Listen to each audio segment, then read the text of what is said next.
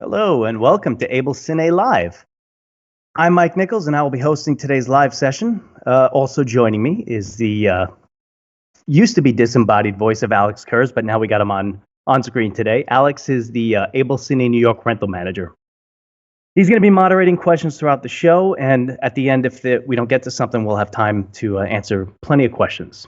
It's going to be a very, very good one today. Today's panel is on the technologies and the processes behind safe remote cinema production.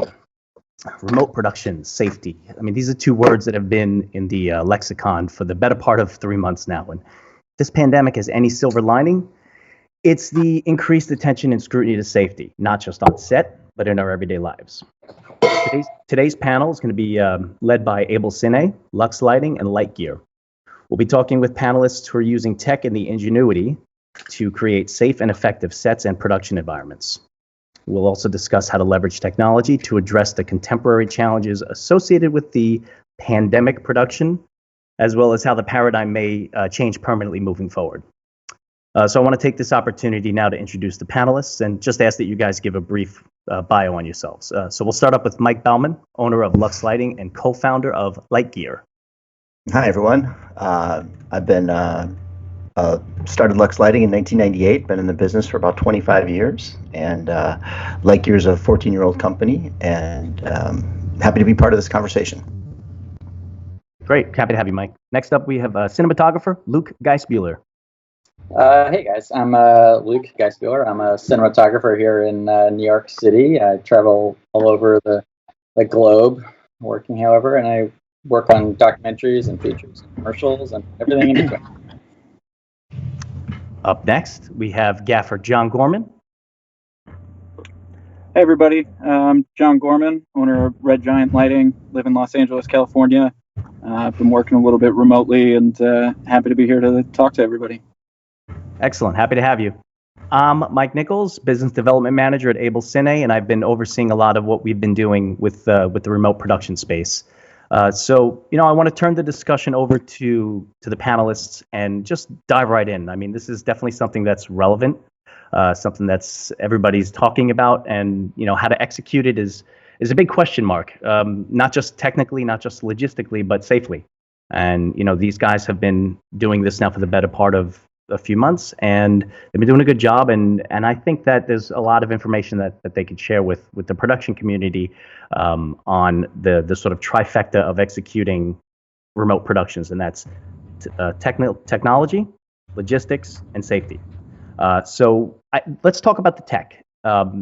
There are a few different ways that we can talk about remote productions, and I think part of what we're looking for in what's considered a remote production is how to effectively shoot the way we've been shooting, the way we're used to shooting, but not be there. I mean, obviously, that's what we're dealing with now in this what I'm calling the pandemic production phase. It's it's not a fun name, but it's what we're dealing with. And why don't you guys talk about the type of tech you're using to drive the remote production?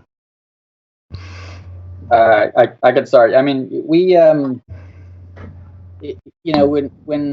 about a month and a half ago, when people were still, friends of mine were still getting calls for jobs, we were wondering, was that a smart thing to do? And that sort of led us to think, what would it take for us to actually feel good about filming? And then we started to get into the tech and different gizmos, and of course we had to order things well in advance, so we wanted that stuff to sort of order things that we may need because there was a shortage all around.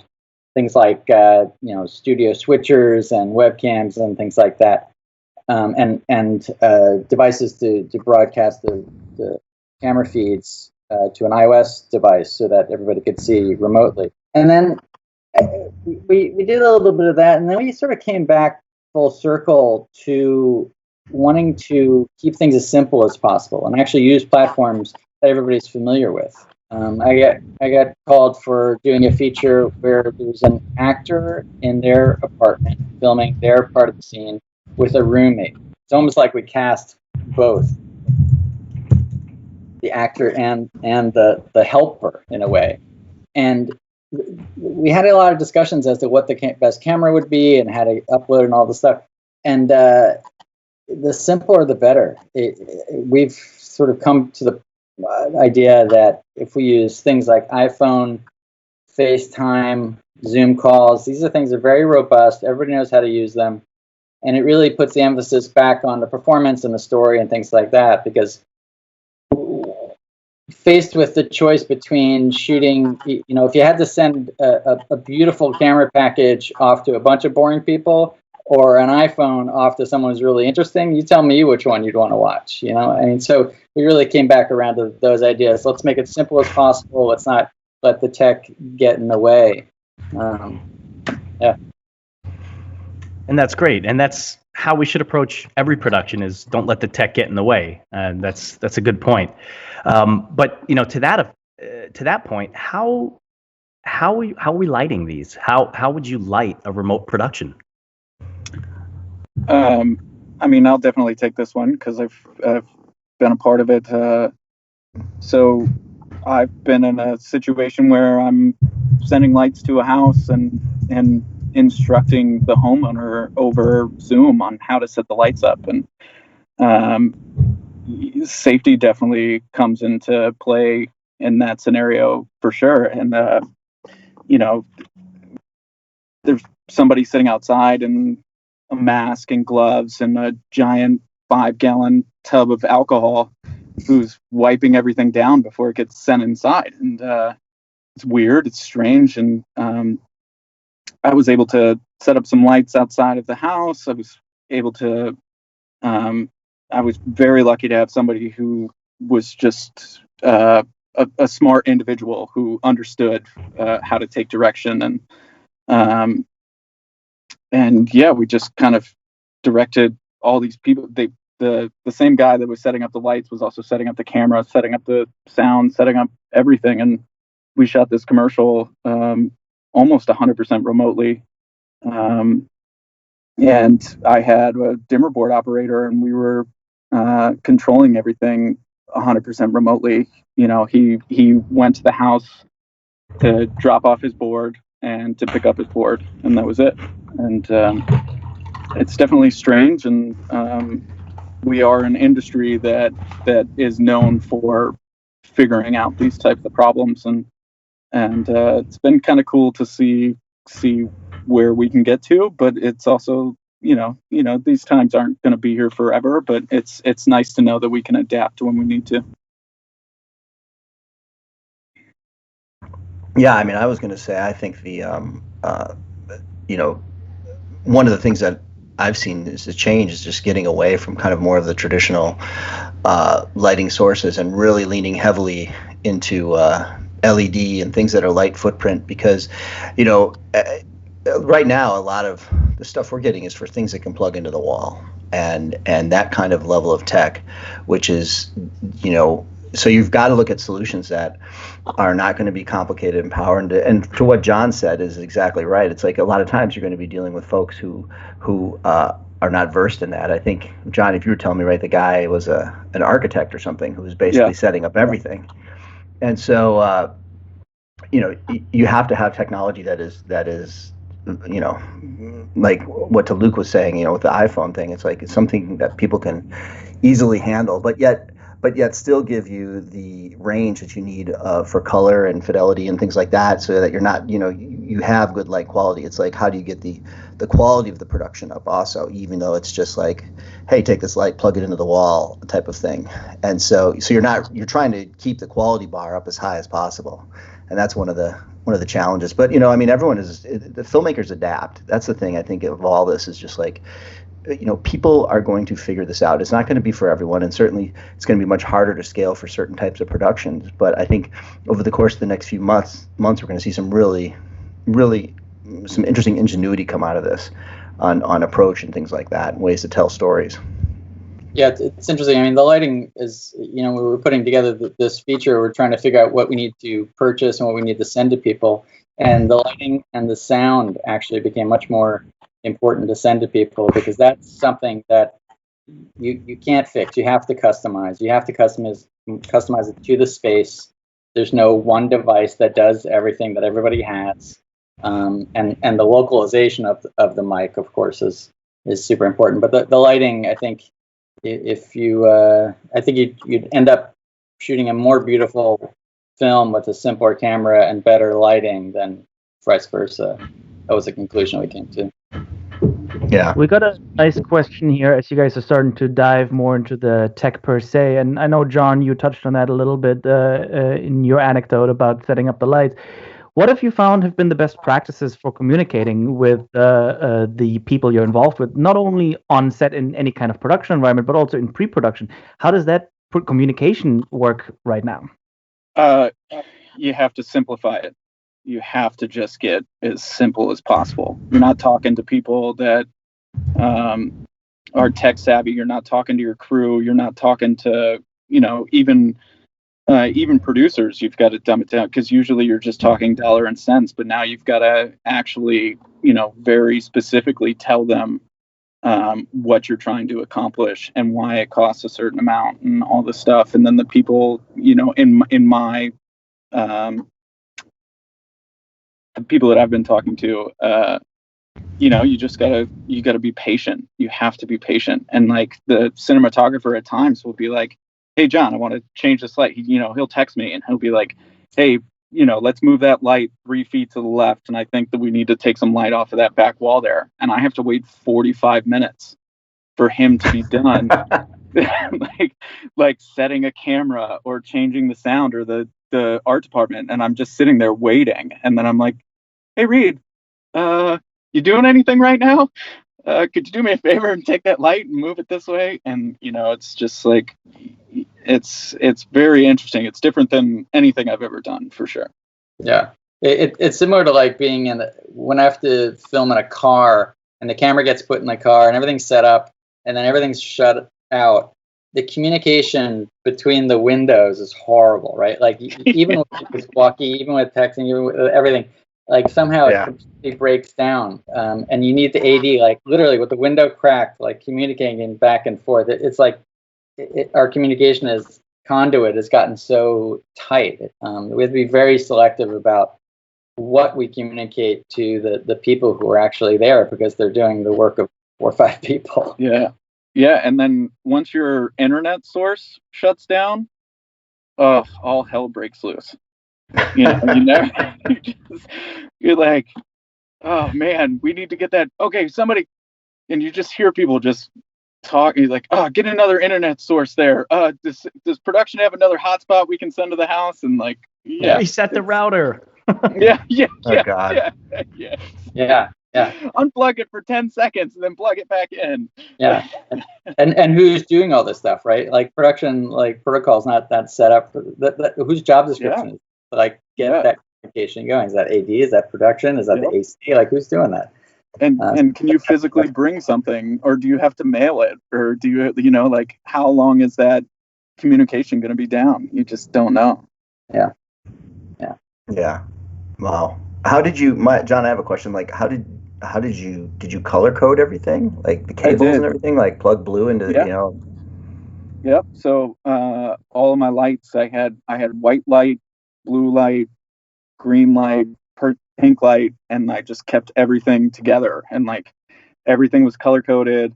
I had it all connected to the wireless transmitter before I even sent it in the house, so that literally all that the person had to do was just plug the light in. I had it on stands on like everything, and it was like, move pink light to the left. And then, I mean, we got more creative than that, but it was a good start. And everything was color coded. I just had another, like, what kind of sources were you using? Sky panels and stuff like that? Yeah, I had some sky panels. I had some stuff from this little company called LiteGear. Those guys. No, but it was like very. You didn't have any HMI or anything like that. No. So the lights that I had 4 sky panels outside of 2 separate windows. So 2 sky panels per window. I had a Hudson Spider with the 3-foot film on it, Chimera, as our key light, and then I had LightMat 4 Spectrum. As Phil, I had a LightMat 2 Spectrum in the kitchen, kind of doing. We blacked out the kitchen light and then replaced it with a LightMat 2, just as to replace the window light to have control over it. And then I had a LightMat 1 Spectrum that we just did accent things with, and that kind of danced around and did some different things. And I had a set of Astera Titans that were all synced up, that I only used 1 or 2 times. We attempted to do a couple of insert shots here and there, and I would just have our buddy Reed just handhold one. I got really, really lucky that everything just worked. Like me and my console programmer, we were just crossing our fingers every day. Like, please connect, please connect, please connect. And like when things wouldn't connect in the morning, it's like, Reed, is that plugged in? And he'd be like, oh no, sorry guys, I forgot to plug that in this morning. And you're just freaking out that you have to like try to get him to, hit the ping button, hit this on that, and on the transmitter, and like it just never ended up happening. It was always very simple connection issues. But yeah. And it's interesting because it changes the whole dynamic of the equipment prep, with regards to the camera package, the lighting package. There's all these new variables that are introduced. And it's what's even more interesting is the based on what the instruments you're describing that you use, it sounds like this was a fairly large job. And it's interesting to hear that type of work is still kind of happening now. We AbelCine have been involved in some remote productions, and they've been smaller scale, limited to lighting LED panels that are on a little, arms that are easily adjustable. And we've gone through similar processes of explaining with color coding and charts and diagrams on how the talent should set themselves up. But this scale that you're talking about it's bigger than I even thought that was going on at the moment. I mean, I spent an entire day at my truck, trying to make this as turnkey as possible. And again, I got really, really lucky that the guy that we were dealing with he's just not a dumb guy. You just never know. You just never know what you're dealing with. And like, he literally did camera, lights, sound, art department, and like never batted an eye. And like, I think the entire production, and nobody took it for granted. Everyone all day was like, Reed, you are the man. And he's got 7 union cards now, and like the guy just like he really just knocked it out of the park, like every day. And like it got to the point where he was just like, hey guys, is it time to reload the cards? Have you ejected the cards yet? And like, I mean, we had DIT and AC, they're pulling focus remotely, and he was just able to figure everything out. It was really incredible. Really, really incredible. Like even the simplest things that you just don't think about, like raising a camera, lowering a camera on a tripod, and like oh my God! So we've done this job twice now, and I did a week the first time, and I did a week the second time. And the second time, I was able to convince them to bring in a grip department because we were having, we needed to shape some light and things. Oh my God! Trying to explain to somebody how to set a flag is gotta be. I'll tell you right now, that was the most difficult thing out of everything. The lights, you can't turnkey a flag. It's like, it's dangerous. It's not only is it dangerous, it's just difficult, man. Just like, who knows? Nobody knows how to work a C-stand properly. Like, it's like, we barely know, and we've been. I mean, we came to the same conclusion very, very early on, and I was trying to figure out, how could this all work, and contacted 4 good friends of mine who were DPs, who had equipment, who do documentary stuff, and that's the conclusion we came to. We're like, we're in a really bad place as an industry, but we're actually well situated within that because we know how to work with 1 or 2 person crews. And so we put this consortium together called Microcrews, which is advocating for miniaturizing our crews right now. Not that put anybody out of work just as a stopgap to make things work as small and safely as possible. Because there are very few people who know all that stuff and can deal with tech of it. And that's kind of like those DPs who know how to do a lot of different genres. Yeah. I think the one thing that I've learned from this that was really great to take away is that we do need the crew size that we have, and like the amount of like how much slower it took for us to get anything done. And yes, we did it was a bigger production and we got some really great stuff. But we shot, each time we shot for a week and got what we would normally get in a day. Yeah. Not less. And that was huge. That was really great. Sorry. Even in regular shoot days, outside of the pandemic, everybody wonders why the crew is so large, why you have six groups deep. Yeah. And it's because when that thing comes up, that they can leap into action, and it is a non-issue within 5 minutes. That's why, right? And that is actually cost effective. Yeah, as you guys are starting to chat about crew size, we had a question pop up which might actually be perfect for our host here, for Mike. We had a question come up: if somebody has come across a pretty ready-to-go drop kit that can be dropped off at talent that may be less technically inclined, a mag liner, camera on it, that kind of stuff, and the tandem question: if Abel offers something like that as well. Well, funny you should ask. We do have packages that we've built to address this. And I do want to just echo a little bit about what the previous discussion was, because it's relevant to this topic. Nobody is looking to put anybody out of work. Nobody's looking to reduce crew sizes. These measures are, I consider them to be twofold. They're stopgap to address anything that needs to happen now, but they're also future forward-looking in that there's ways to physically remove people from set, but not remove them from the production, not remove them from the payroll, not remove them from the necessity, because as both of these examples that we've spoken about have shown, crew size is not superfluous. There are no unnecessary parts on a crew, and I think just rearranging those parts and how they fit into a production moving forward is one of the few silver linings that we'll talk about today with what we've discovered during the pandemic.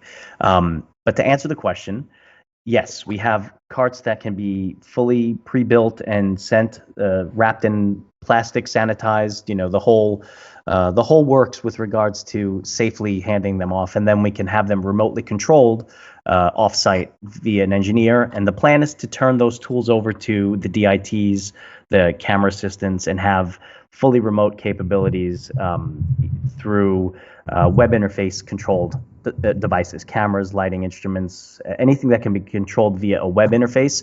We're creating a conduit that can sit at the site of the shooting and then be remotely controlled off-site by an engineer. Nice. And to go along with that, just to round that quick question up, it's also been pondered whether, and it can be open to the entire group here, whether you've had any preferences in recording the format locally or over the web via an encoder, if there's been any preferences set. I'll take that one. It's been both. We have any kit that goes out has local on-site recording, and part of what we've also been doing is remote uploading of the media right after it's shot, either through a web client or an FTP site, or whatever method the client brings to us. But it's preferred that we have a double measure in place for recording. And one of the tools that we'll use is, say, a Teradek cube encoder to send an H.265 or an H.264 stream over the web, and we'll record that as a sort of backup archival. I was going to say, like, I know one of the things we're looking at Lux was the ability to have small carts that would have some lighting on it that would be very easy for pickup, and to speak to what John was saying earlier about flags and light control, because I think really that is the other part of this is how do you control the light, and if you don't have either just the space or the crew to do it. And so it's like you're really looking at like what kind of solutions can be added on, whether they're honey grids or crates or something, or what are some of the new accessories. And I know that's something we've been digging into a lot is just looking into like what other ways are there that you can have stuff that is existing on the light for as much control as possible. And and then also just what ways to do different qualities of light. Like we're talking about, primarily large soft sources, but what are the tools you're using for like, I want to add a little bit of hard sun in the background, and especially if you can't use an HMI, and you need something where you have a little more level control, intensity, and then color. So are you getting into like digital Sputnik DS1s? Are you getting into like cream source micros, things like that are like very punchy small lights, which are really a small footprint, but have a lot of firepower and can mimic those kind of qualities of light, which are kind of nice, just to have something that's not all just really soft and things like that. So you kind of mimic some of the more natural qualities and things like that. Just to add to that, Mike, I mean, I have control grids, on every single one of my lights to try to, we thought that would be good enough when we first started shooting these, and it's just not. It's, Interesting. Figuring out something beyond that is, it's tough. It's very tough. And especially, like you said, without having the crew and the people to do so. Like I'll tell you, when we brought grip equipment in there, it just brought like a totally different vibe. Yeah. Different approach. Yep. Yeah. It was tough. That was easily the hardest thing. And then, anyways. No, but to speak to what Mike was saying earlier about the crew size situation, and John, what you were saying is just that I totally agree. It's like even on larger productions, and as even in the feature space, it's like what they're talking about is it seems to be the conversation as we're kind of scaling up is how you're using like a set lighting department, for example, or a grip department in new ways, because you're not going to have as many people on set. You're going to have to minimize that. It's almost like you're shooting a nude scene or something like that, where you have to be, it's a closed set. But there are so many other things, because what we're really leaning on now is network capability. And networking is going to be a huge, huge factor of this. And speaking from the lighting side, and obviously, John, you were just doing that because, on a very large scale. But it's how do you control these tools, and it's just going to put a lot of emphasis and pressure on the network space as being like the thing. Oh, so, yeah. So, and like even on, and I know mine being a bigger production for right now, but still small compared to anything that any of us are used to doing. Just networking and internet space and all this stuff. I mean, we had 5 different hotspots going at the same time, and one would crash and the other, and it's just like it's every department's just constantly chasing. It's just like, okay, everything's working. Oh crap, it's not working. Where is it? Which hotspot? Which piece of equipment? Which is this? And like, luckily we had a lot of very, smart minds in the room that are just constantly knowing their equipment, knowing how these things work, and there's going to be a lot of failures that come up through this as well. Like just people that are just really, really trying as hard as they can and just, don't know the equipment well enough. And I think the nude scene analogy is a really good one. It always is a funny moment. And right, there's a whole room full of crew members, and they're like, okay, we got to close the set. Non-essential personnel, have to leave the room, and everybody kind of like looks at each other like, yeah, we're all here for a reason. Like, what do you mean? And it's always this like funny little moment where you have to figure out who's actually essential. And that's the thing, is that's the other beautiful dynamic of film crews, is that everybody's so specialized, right? They've spent X amount of hours just thinking about their little corner of that piece, and really hard, and the tech involved.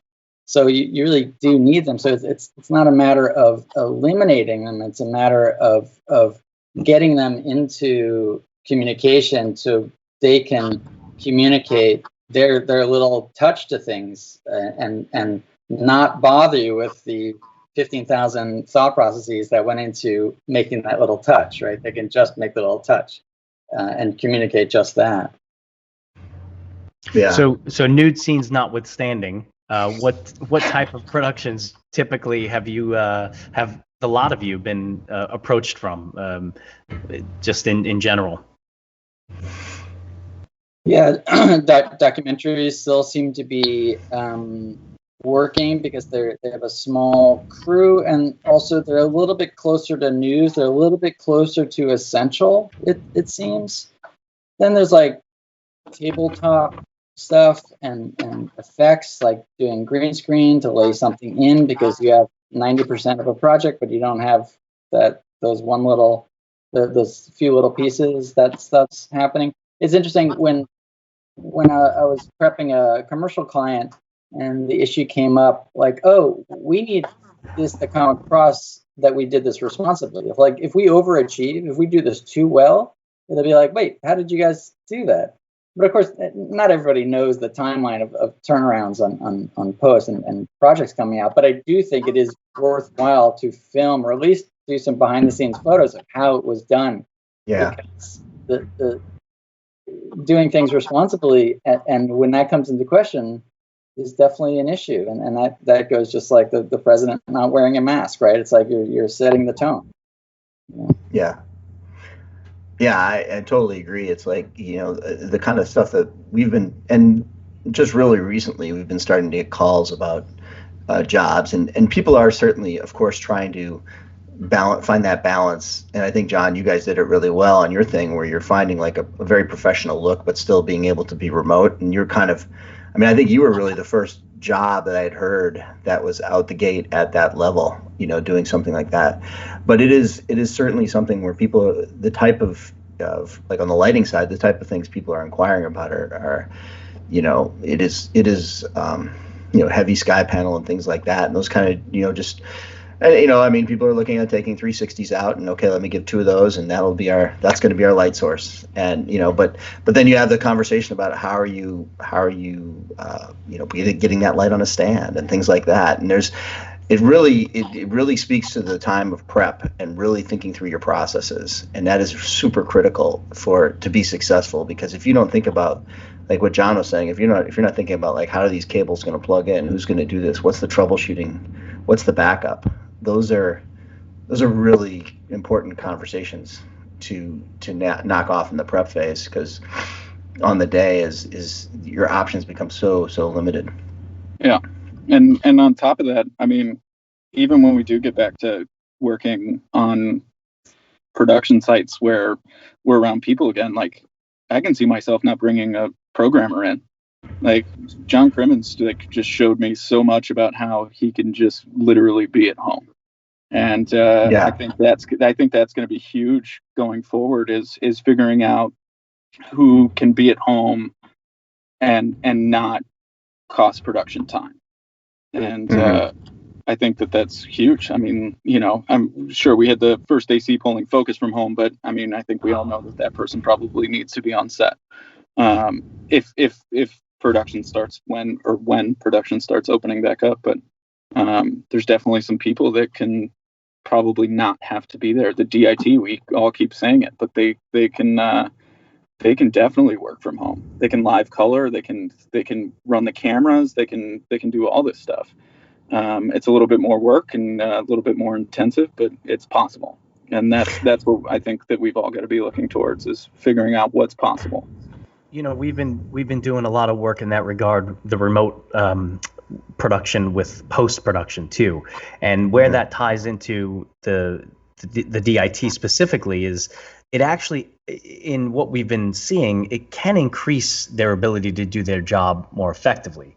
Think about putting a DIT in the comfort of their own workspace and all of their tools at their disposal.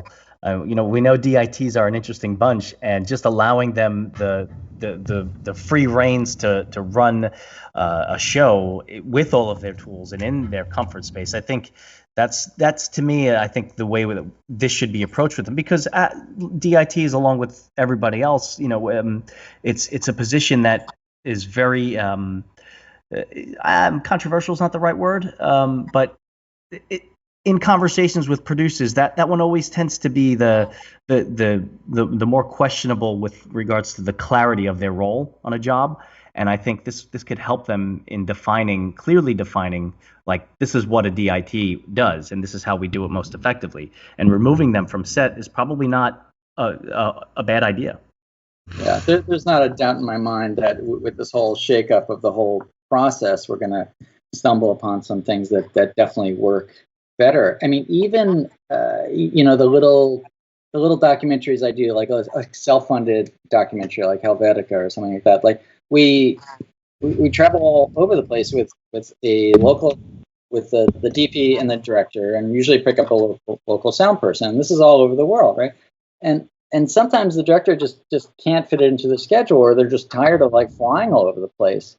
And the idea of just like having a FaceTime phone attached to the mat box, which keeps a great eye line, by the way, and they can patch in, and you're there to do all the niceties of being over someone's home or in their workspace, and then they can patch in and work much more efficiently. They can even like do different units all over the world if they need to. I mean, I can see things like that, like completely being effective, or agency people who just really need to like check the monitor like a handful of times during the day and sign off on it. Like they could be in their office or at home just doing a million other things, and then having to be in some crowded, uncomfortable set.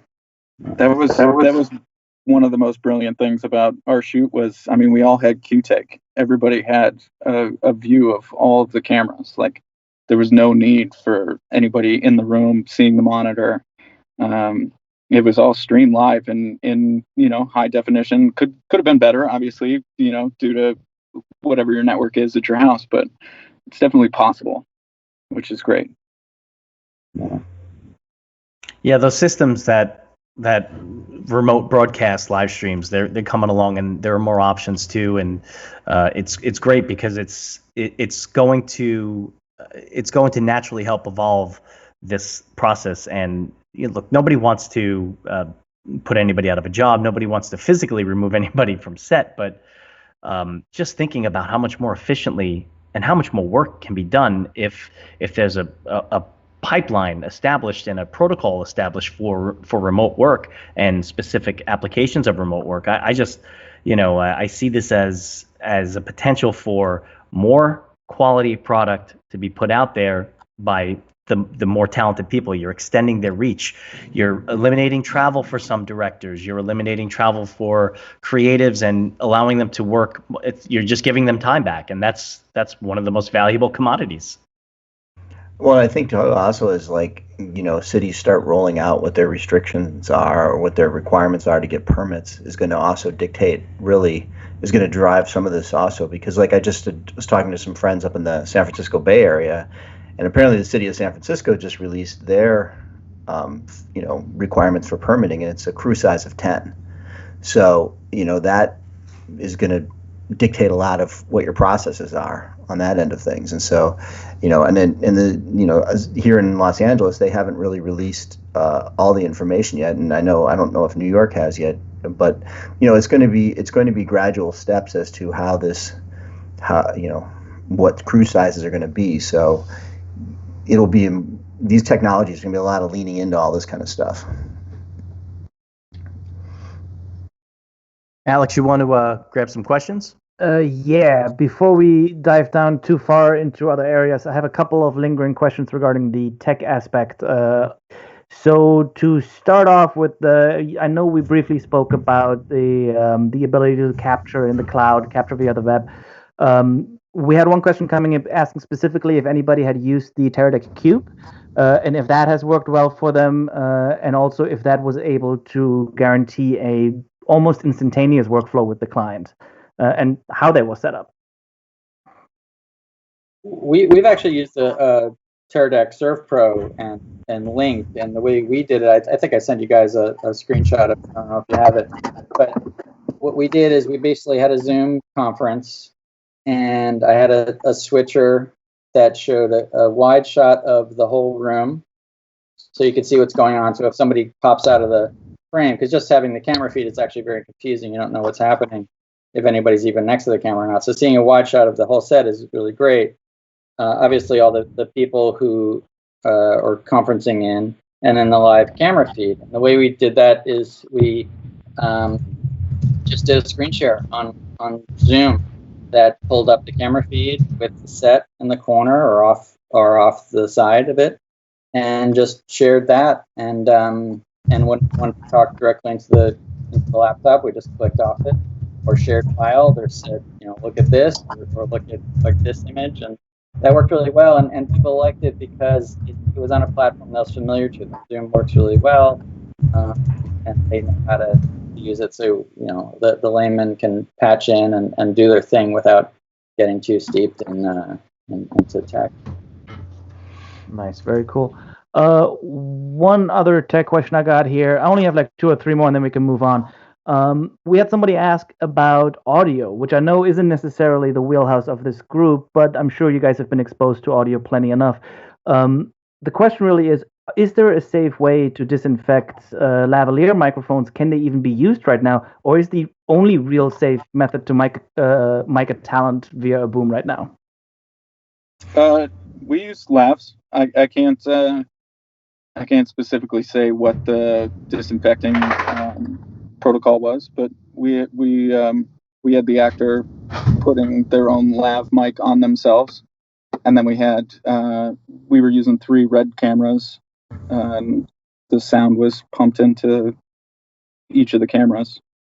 That's about as specific I can get with any of that. Not knowing I don't see why they couldn't be disinfected. And I do know one thing. I do, as a cinematographer, I know if the sound is bad, the lighting and the camera work is bad. That's right. Yeah. Well, I can say that there's a data sheet that was put together by PERG, the Production Equipment Resource Group, that addresses a lot of the sanitizing issues with equipment. I know Gotham Sound has a little bit of a breakdown on how to sanitize lavs effectively. So there is information out there, and we could put it up in somewhere on the YouTube page, or there's probably even information on the Able website that'll redirect you to the different resources for sanitizing. Yeah, I just wanted to second that PERG document. They put a lot of energy into it. I think it's about 50-some pages, and it's got a lot of appendices where specific manufacturers call out how to sanitize their equipment.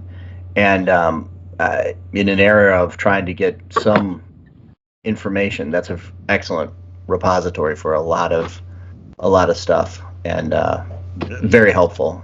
So yeah. Nice. Mike, while we have you right now, I had a lighting specific question that maybe you and John can chime in on. We had somebody specifically ask if you can recommend a small and punchy LED that can specifically mimic an HDMI look, and what one should be looking for. Oh, and mimic like an HMI? Yeah. Yeah, I'd say, I mean, to me, the two that if you're looking for something that's small, I mean, there's I don't know, and for me, I look at either the Cream Source Micro. They have a Micro Color, which has full color range. It's pretty small. And then they also have it in just a daylight and tungsten, which is incredibly punchy. That is a very compact, great light that you can. I've used it a lot as an HMI source you can bounce it into the floor. You can just use it as a backlight or a highlight on something.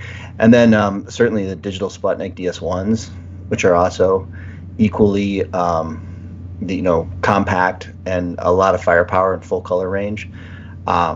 Filex, I think, has if you want something a little larger, they have one that's called the Quad, which is a full spectrum color light source, which is kind of interesting. And then certainly, those are the Arri, the L series, which is Fresnel based, but not bad. I don't know, John, is there anything you're I mean, I think you'll agree that definitely the HMI replacement in the LED Fresnel / PAR world is still something we're lacking a little bit. Yeah. But yeah, no, definitely the lights that you said. It just depends on your taste. I haven't used the cream source myself, but the DS1s are very punchy and can definitely mimic what you need them to do. And yeah, there's a couple companies that are starting to come out with some things, but yeah, I use the L series a lot too. Yeah, and there's some good. There's also some good LED ellipsoidals out there too, which are pretty handy if you need a nice sharp light that you can shape within the head. So it's there are some. ETC makes some, and there's a lot of ChromaQ makes a few. So there's a couple different sources out there in that space. I would be an advocate for picking a couple lights, one or two, and really learning how to master those. As much as I like having a full truck of gear, there is something to be said for just picking your tools and really working them, because then your attention goes less into what should we pull off the truck or what should we sanitize and bring into the location, blah, blah, blah, and more into how can we use this one thing. It sort of eliminates some decisions, and you can explore what it's doing on set and just kind of like rotate it around the room. A lot of times what we'll do often is literally put a light part in part of the room and then just have them like rotate it slowly and just see what's happening in the camera. And it's amazing what shows up sometimes, especially in like remote productions like this where you're not really dealing with the technician on set. So just like, okay, loosen that little knuckle and then just rotate that and lock that off. Good. And I don't know what it's doing, but it's great.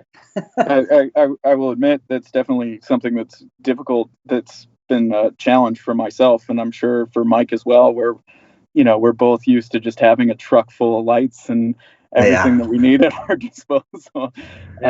Just thinking about what that one jackknife tool is it's tough to do sometimes. And yeah, you're totally right. Yeah, when you only want to describe a couple of things to somebody, it's definitely going to be a huge value in this time for sure. Yeah.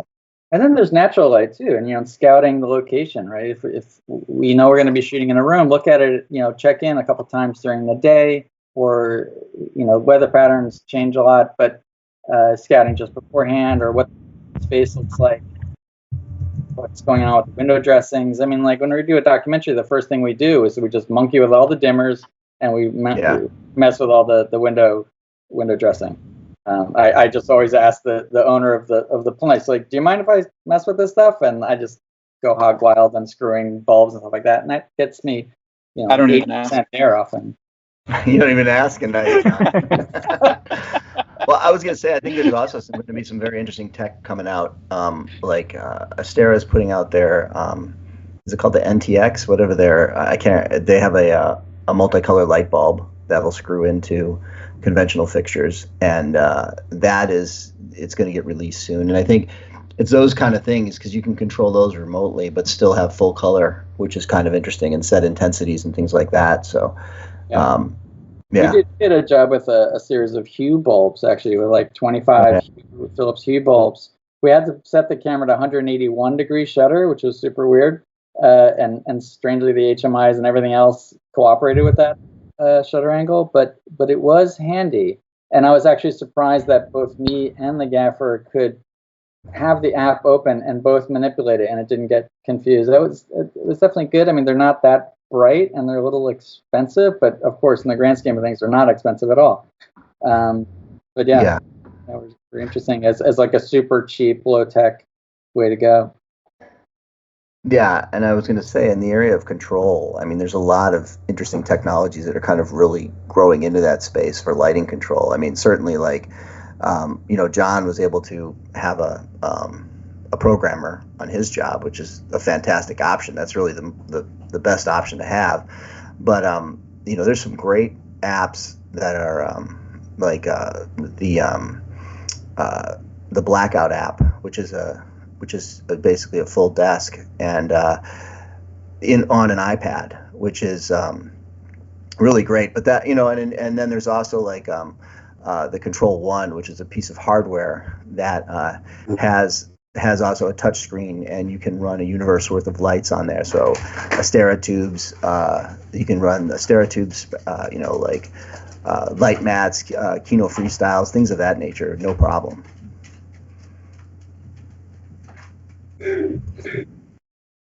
It's pretty clear that we have the tools and the tech. We can get things done remotely, but the big elephant in the room is still the issue of safety, and it's still the issue of safety in two regards: the safety of those being potentially exposed to whatever elements that could be in the air. COVID-19 being the primary culprit these days, but also the safety of having an inexperienced hand touching sensitive equipment. And I think those two safety issues are probably the biggest hurdle in how we can effectively execute a live remote production. So what sort of measures are you guys taking specifically with talent? I understand that we're sanitizing gear, but can you talk a little bit about how we're working with talent and just safely walking them through the process of setting up gear? One thing I haven't heard talked about a whole lot that I think is incredibly important for our world is how many people should be in a room. And I've been sort of batting the idea or the number around of 100 square feet, that if you're in a 300 square foot room, there should be no more than 3 people there. And I think that's one of the best things you can do for the actors who really have no protection other than the trust of how everybody's functioning around them. I think ventilation is super important. I think a lot of people misuse gloves. They kind of wear gloves like some magical device when it makes no sense whatsoever. You should use gloves for a very particular thing that you need to do that is probably the highest risk thing you're doing, and then take them off without doing that, right? You have to take them off in a very particular way. And just it takes some thinking about this and thinking about all the surfaces you touch. I think like marking equipment that needs to be sanitized or has been sanitized with little stickers or something like that, like different little protocols that you need that are specific to every production. And that's the thing about this whole change of method. Is like for every production I've ever done, it's a unique creation of how we function that has to do with the script or the commercial or whatever it is that's unique. So as filmmakers, we problem solve all the time. It's not difficult for us to readjust these things. And God knows there's a lot of technology to be able to shoot everywhere, from the moon on down, right? And so we can totally figure this out. Not only can we figure it out, we figure stuff out like this all the time. So it's not tricky. But keeping your actors safe is always a difficult thing. And I think that's largely about trust and diminishing the amount of people who are next to them when they have to actually take their mask off. Along what you just said, Luke, we had a question come in specifically for you, John, since you've mentioned your exposure on set on this production. What kind of safety measures have you witnessed that the crew and overall the production have taken? I mean, my exposure on set was extremely minimal. Like, I was almost non-existent. Showed up, dropped off equipment, had a mask, gloves, which I also agree. I feel like gloves are very misused.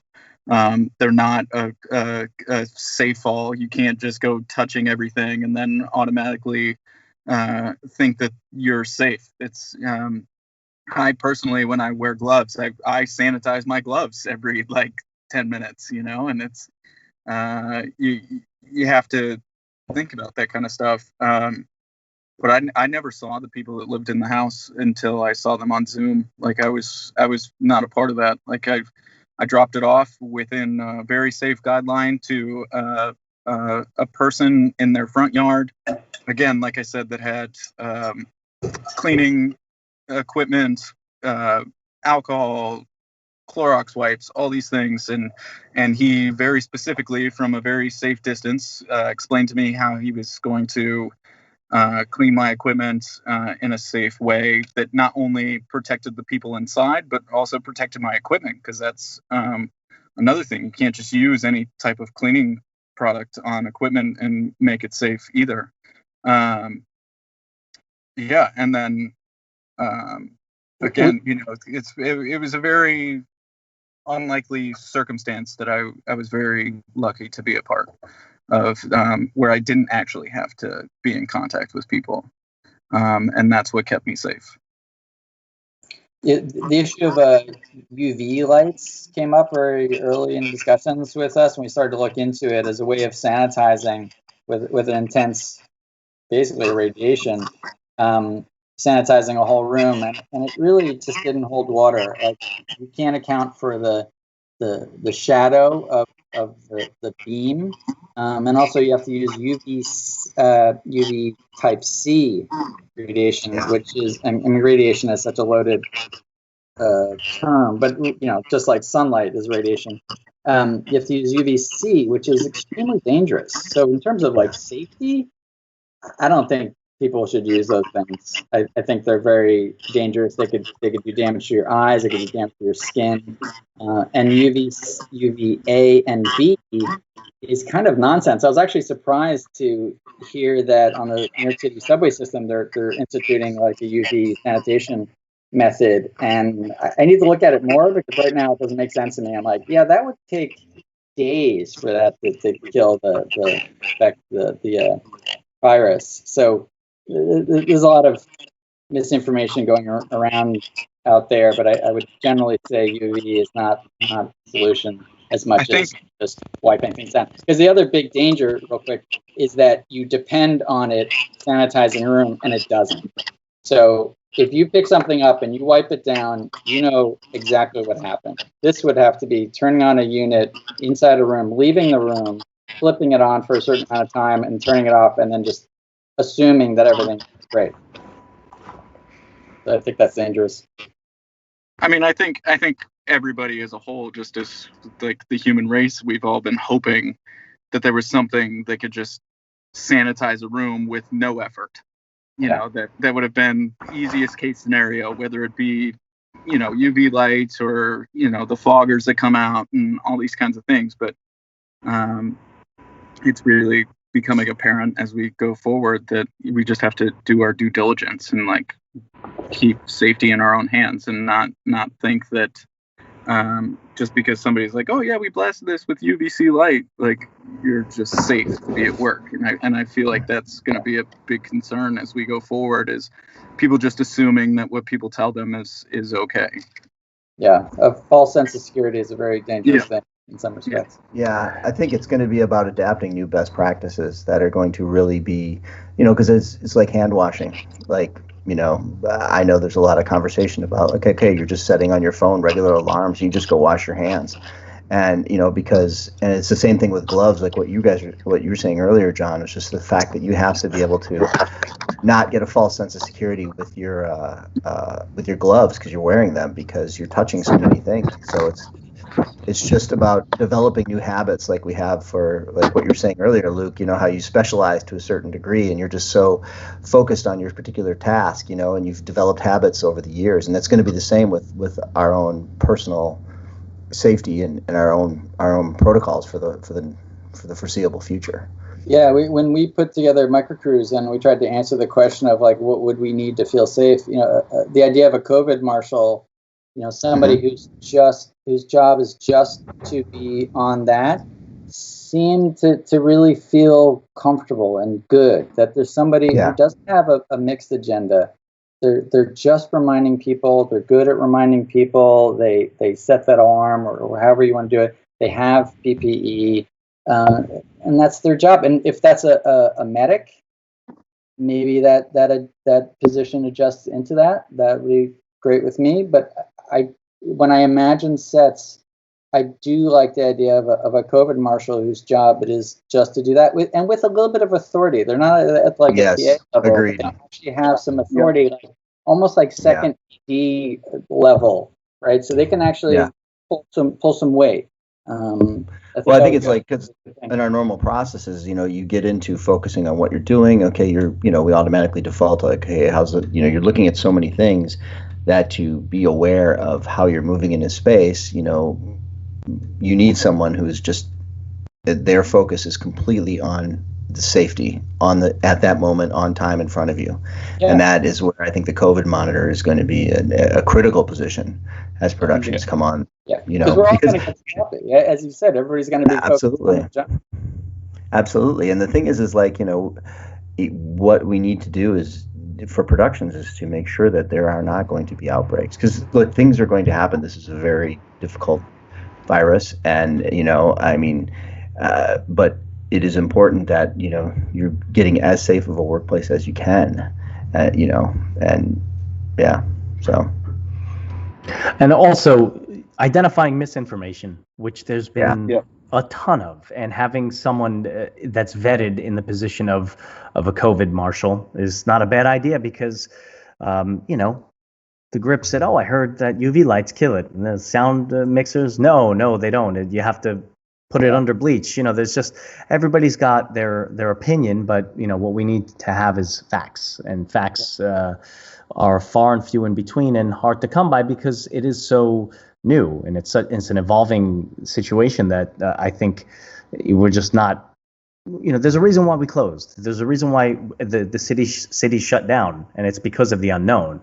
And I think, in a way, film sets need to adopt that same strategy. They shut down, figure things out, and then slowly work its way back to the way we're used to working, but with modifications that allow us to do it better and safer. Yeah. What kind of training that COVID marshal has is something to be debated. I would think that at first you have to err on the overqualified side, and then back down into somebody who just knows that drill and is good at it. They know sets, they know the medical profession to some degree, and then it'll back into and settle into a place that you may not need to be so specialized. You just know that may not need to have like a nursing degree or something like that. You just know. Well, yeah. As the knowledge goes up, as our knowledge goes up with the situation, like anything, everyone will adapt to what are best practices, and it is. But I think you cannot err enough on the side of caution to come out, because it is going to be critical. It is going to be critical, and we interact with our, most of the stuff that's larger productions that are coming online are going to be in a stage environment to start with, because it's a more controlled space.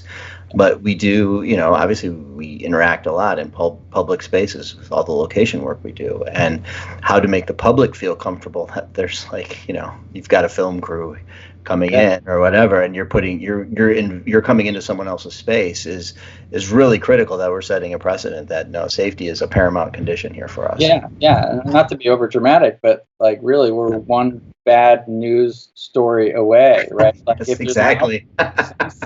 They're going to get blamed, and that's not going to go well for everybody else. So we all have to sort of get behind that. Yeah. As you guys are talking about best practices and doing things right and overcautious, you spoke a little bit about disinfecting gear, and also disinfecting it in a way that it doesn't damage the gear itself. We've had somebody ask about that specifically. If you could elaborate a little bit more, how to clean the gear without damaging it. Well, good question. I was gonna, if I could say something, I was gonna say, I'll go back to that PERG document, because what's really been great about what they've done in that space is they break down like, okay, here's the difference between like 60% alcohol or 70% alcohol, and so there's a lot of information there, and there's also a lot of there's a tremendous amount of the manufacturers getting on board and putting stuff in there. So if you're looking for one place to start, I think that's a really good one, and especially because you don't put bleach on stuff. I mean, bleach is not the answer, and especially when you're talking about optics, and like in that, I know in that document, like they have things about Sony lenses and Cook and all that kind of stuff, and so there, but even on like sky panels and things and diffusers, and that if you're going to be doing this repeatedly, because like on a set, you're going to be constantly wiping things down and making sure, because all these high points of contact, and it's like you don't want all of a sudden something that like in 3-4 weeks all of a sudden, hey, why is that discolored now? And so it is like you were saying earlier, Mike. It's just about getting the knowledge together, and as people are coming up with best practices. But the PERG doc is really, and I don't work for PERG or anything like that. But it has been the best one source of documentation I've seen on any of this. And then the question from there is, and I know we're talking about the COVID specialist on set, the person that's going to be in charge of people's safety, but is that the person that you go to and you talk about how to clean your gear? Like who then is in charge of knowing this information? Who's got to read all this documentation? Who's got to keep up on it? 'Cause it's going to be a constantly evolving space. I think of course. The people who handle that gear, right? Yeah, That's department gear. heads. They don't want anybody else holding it. Sure, and we're but talking about how many people handle the gear on set? There's so many people. And like, who's production going to put the responsibility on? Is it going to be the rental house? Is it going to be the best boy? Is it going to be, the first AC? Like, how much, as an owner operator, how much are you going to be able to be like, hey, this was damaged because it was cleaned irresponsibly?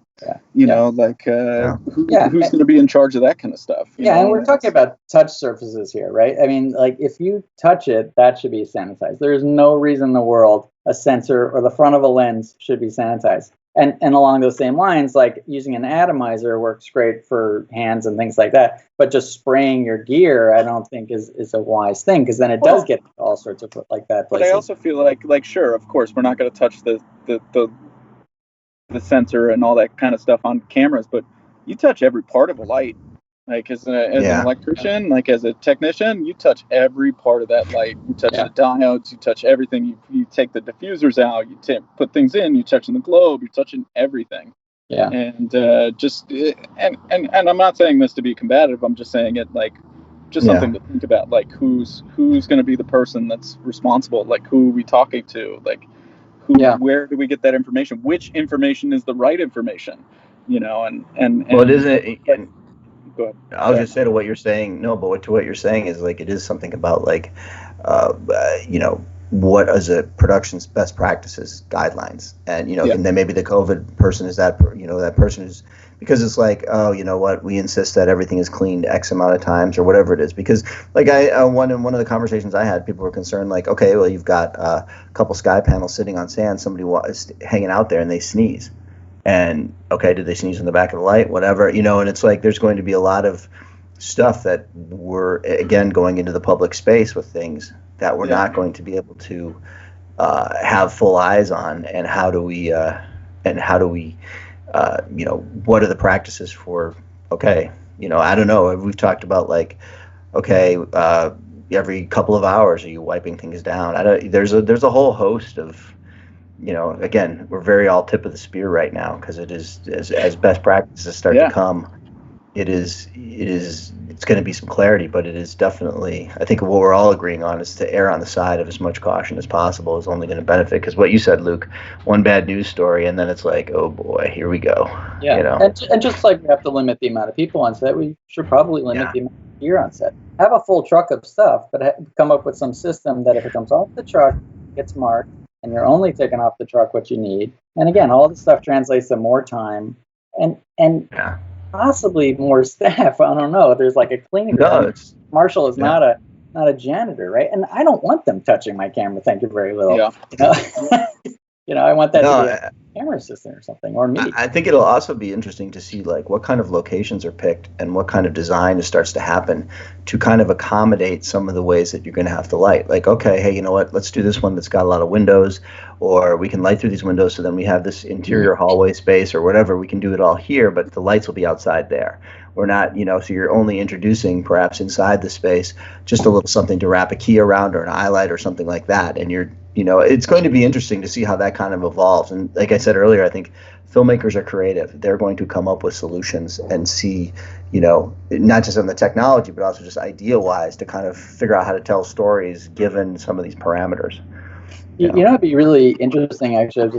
thinking about this while we're talking. Like, I was starting to log my own contact tracing, and I wonder, as a crew, you couldn't jot down in the morning what your contact tracing was, because if I imagine that document, all those documents together, you really it starts to paint a picture.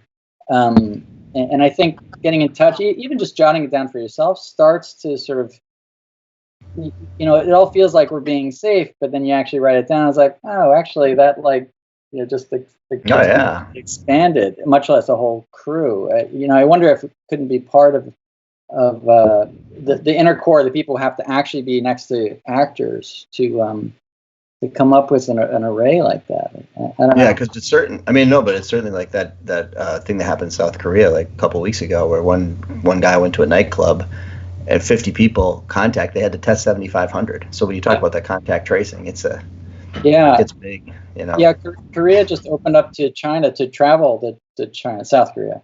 Oh, wow. The protocol there is because Korea has been so open about their information. That's the thing about all these statistics. Is like you need to sort of take them with a grain of salt as to like how open their press actually is, or how accurate the press is.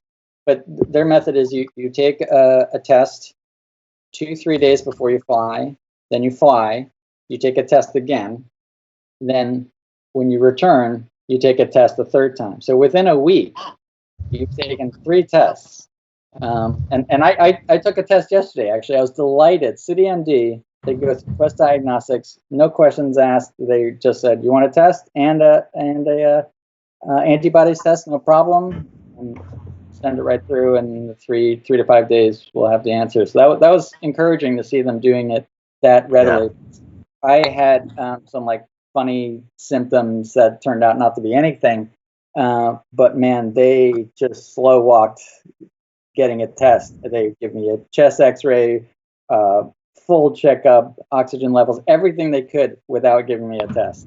And now it's completely 180 different. You can do the same thing in Los Angeles. The city of Los Angeles has drive-through tests, and I took one last week just to see what the process was, and it was pretty incredible, actually. You drive into a place. I went to the Forum, which is a place in Inglewood, California. And from the time that I turned into the place to the time I was done, it was 10 minutes in and out. They make you manually do the test yourself, swab in your mouth. For anybody watching, you should definitely do that if you're nervous or anything. It's a very painless procedure, and you definitely check it out. And it's about that time where you want that documentation of what your status is, so that you can possibly go back to work or show that. That's a good thing, and it helps the statistics, the studies of how this thing is traveling. Yeah. Well, that's the whole thing. I mean, we're talking about the measures that we will take in sanitizing gear and the like, but I think it's important also that the safety of the workplace is established prior to anybody even stepping foot on set. And I think that's going to be the key to starting productions back up sooner rather than later is establishing a pre-shoot protocol for what needs to be done to establish someone can safely enter a set. And just for reference, we have linked to the PERG document in the chat of the YouTube stream. So anybody looking for that can find it there or on PERG's website, which is just www.perg.org, PERG.org.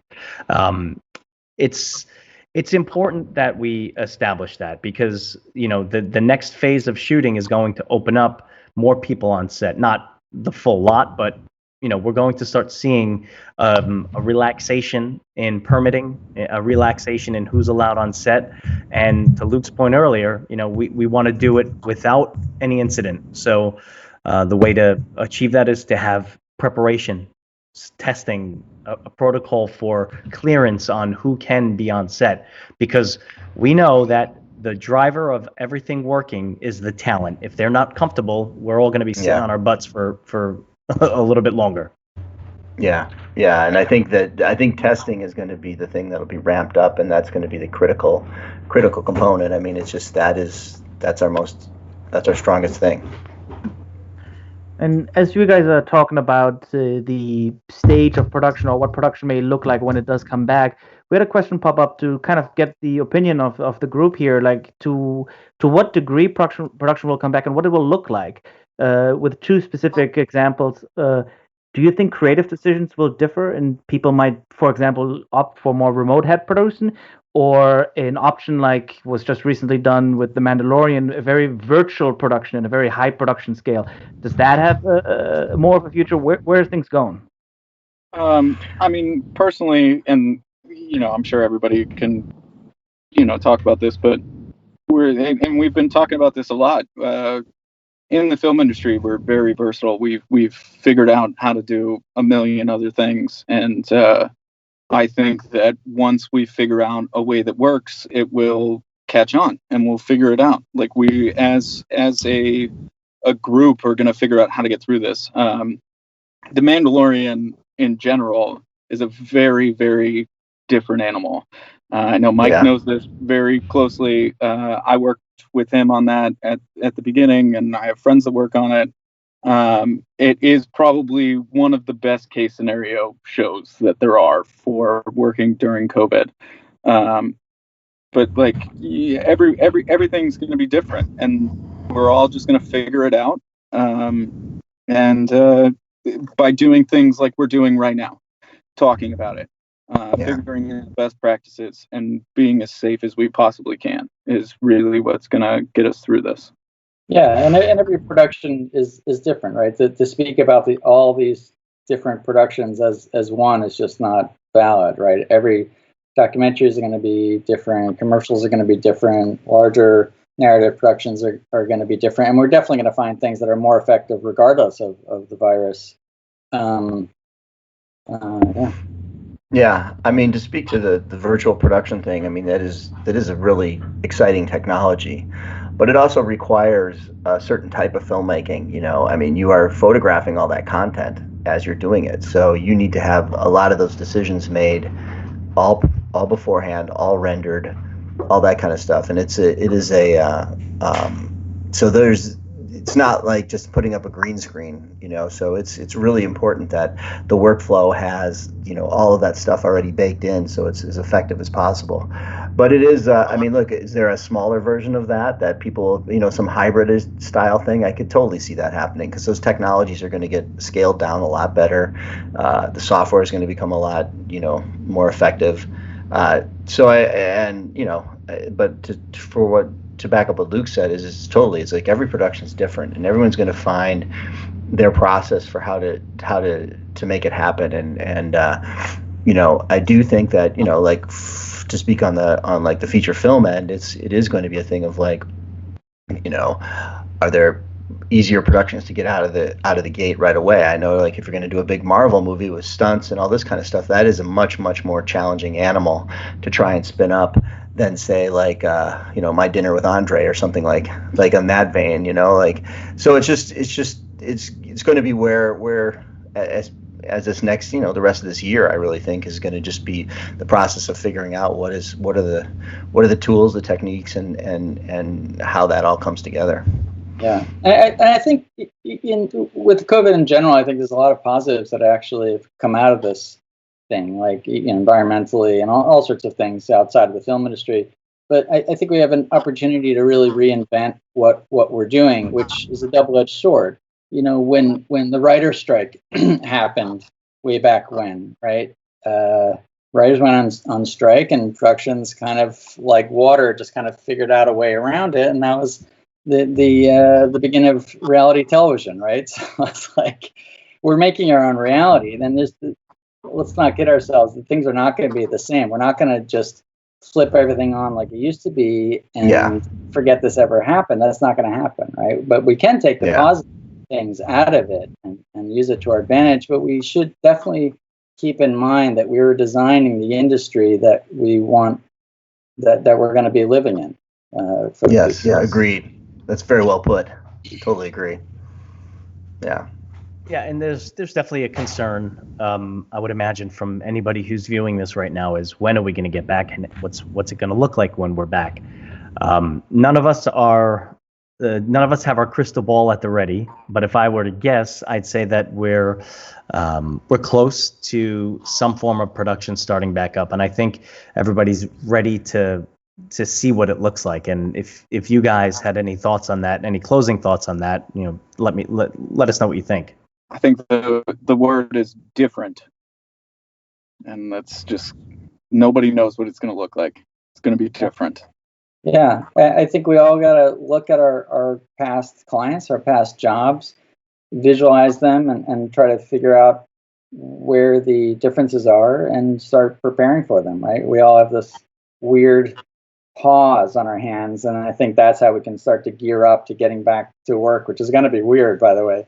But I think that's how we can start to get back into the fold, is to try to figure out like the adjustments we're going to make. And Luke, I like that you use the word pause, because I think that there's something that everybody needs to realize, is that, we're all struggling. We're all hoping to get back. We all want to get back to work, and we've all hit a pause button. And all that we can do is just sit here and continue to work together and try to figure this out. And everyone's hopeful, and that's a really wonderful thing right now, I think. Yeah, totally agree. Yeah, and that's what separates this from a recession or a strike. Everybody is going through the same thing, and there's nothing other than the health and safety issues preventing shooting from happening from now. So when the levee breaks and things get back to what would be considered the new normal, I expect there to be a pretty robust amount of shooting, I think. Yeah. I mean, everybody's gobbled up all that Netflix and Amazon and Hulu have to offer in record-breaking times, so there's going to be a thirst for more content, and quick. Yeah, with quick turnarounds. Yeah. Yeah, sure. Absolutely. But the thing is that that probably won't break, right? It's going to leak. It's going to be exactly. Exactly. It's going to be slow going. Yeah.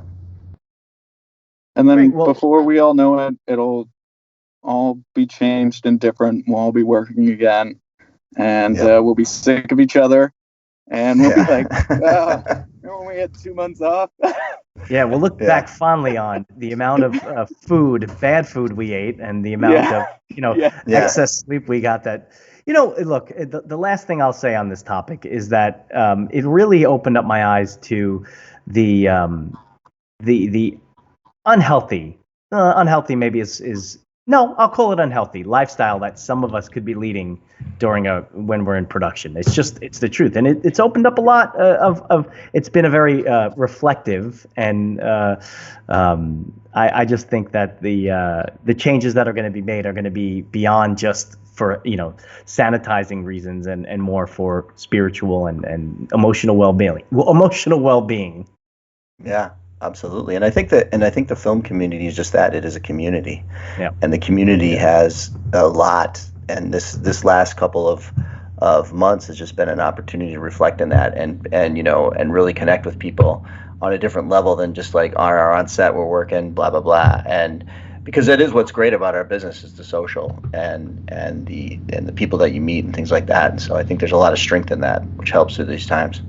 Yeah, and it's all self-reinforcing, right? Like the whole crew is going to be watching the other one and making sure that they all stay safe, and figuring out the phrasing. Like when someone's 4 feet away from you instead of 6 feet, like how to socially and physically communicate that without making offense. Or somebody grabs your phone, it's like, oh, what are you doing? Like, So,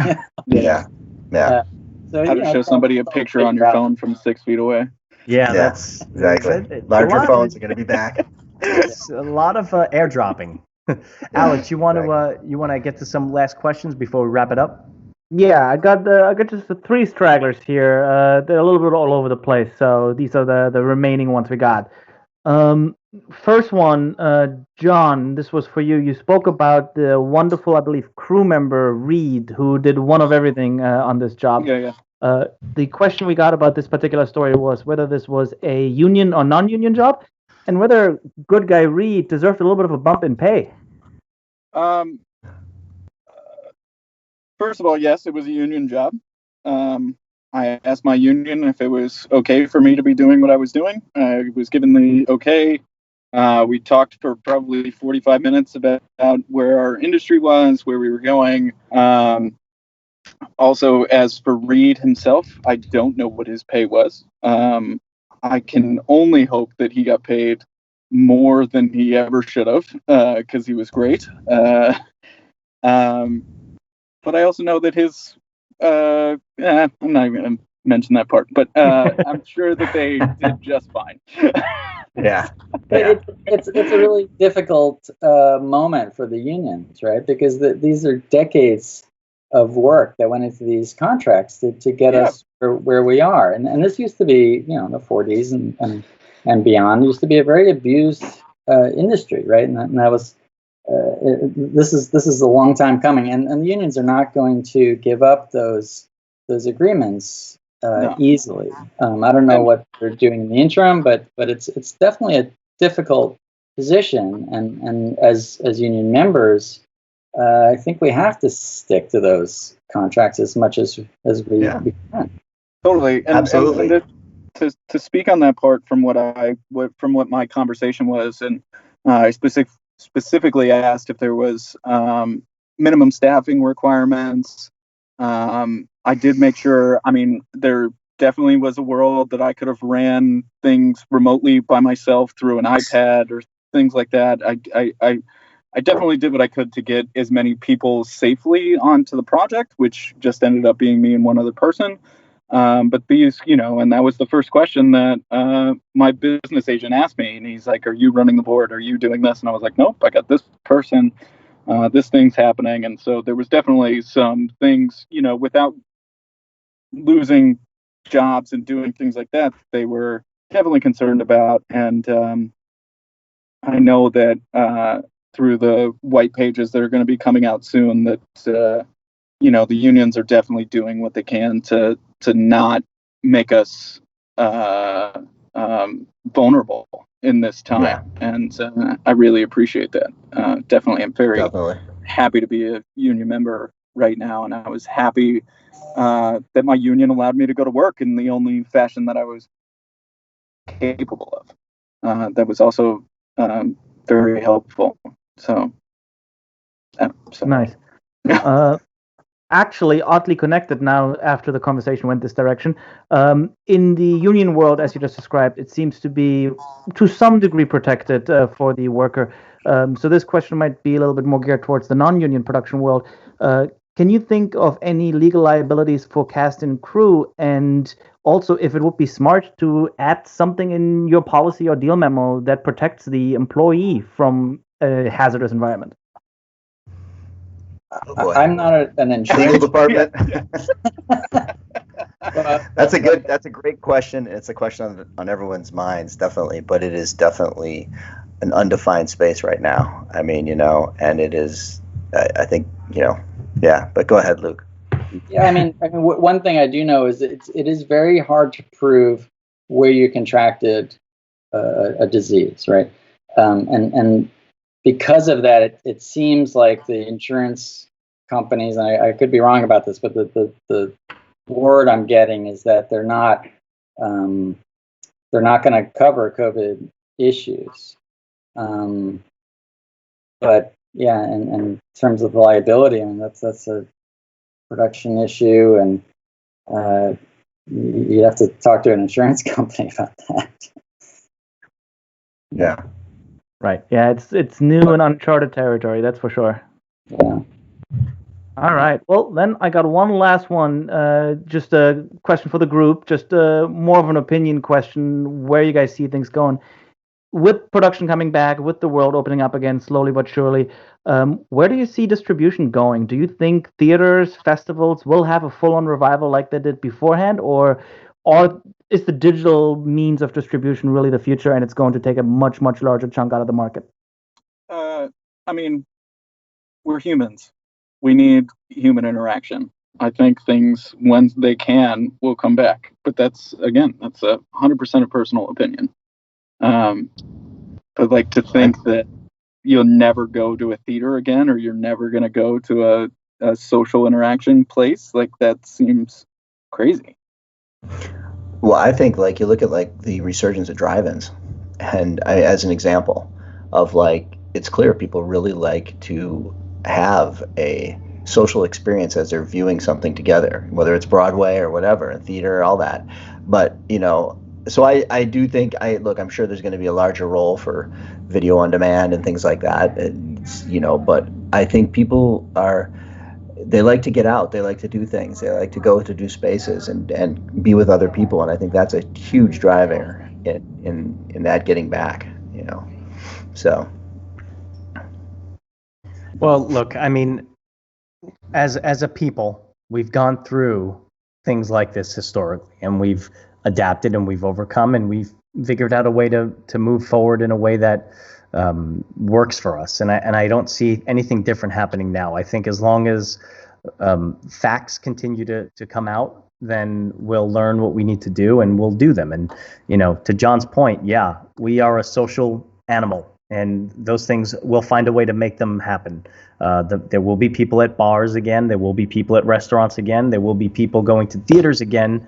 We just need to do it in a way that may make a little more sense from a health and safety perspective. Yeah, exactly. Yeah. Well, guys, this was great. Thank you for joining us. This is certainly a relevant discussion, and one that is rapidly changing. So I want to thank you for coming on and talking about your experiences, and just stay safe, stay healthy, and hopefully we're all working again soon. Thank you, All right. Mike. And same to you. Thank you. All right. Thank you, everybody, for Alex, tuning in. thank you. You're welcome. Thank you, guys. Oh, yes. Thank you to our wonderful Alex Kurz, who was fielding your questions out there. And thanks to everybody working behind the scenes and making the live stream a go. Take care. Yeah. Thank you.